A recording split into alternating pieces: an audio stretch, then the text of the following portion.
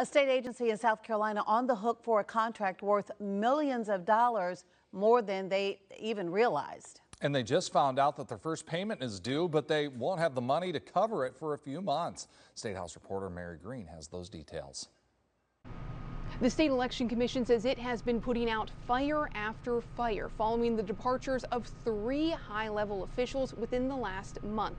The latest concerns thousands of voting machines the agency bought last year. We've had so many things crop up that we didn't know about. Members of the State Election Commission said when former Executive Director Howard Knapp negotiated a contract to buy about 3,200 new ballot scanners ahead of last November's election, the cost would be around $28 million. The commission says it gave Knapp the okay, but never saw the contract themselves. Knapp was fired last month, and after the agency says it learned the contract was actually for closer to $33 million, about $5 million more than it realized. I can assure you, he never said that's $32 million for that contract. We didn't know it, didn't authorize it, no. Commission Chair Dennis Shedd himself signed off on the agency's budget request for $32 million.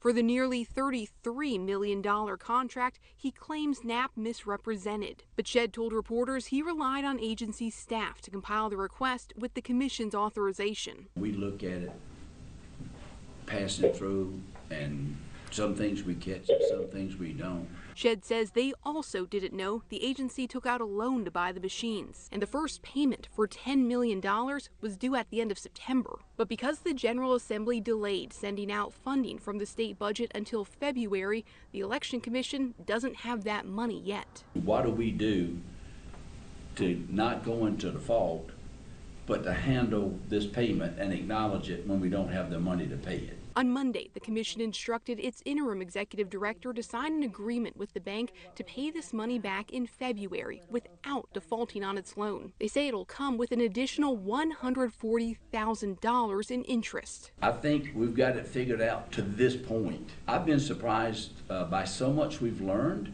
in the last 10 days. I would not be shocked for something else to crop up. And that was our Mary Green reporting. The Election Commission says it does not believe this or any other matters that's uncovered in the last month has had any impact on the elections themselves.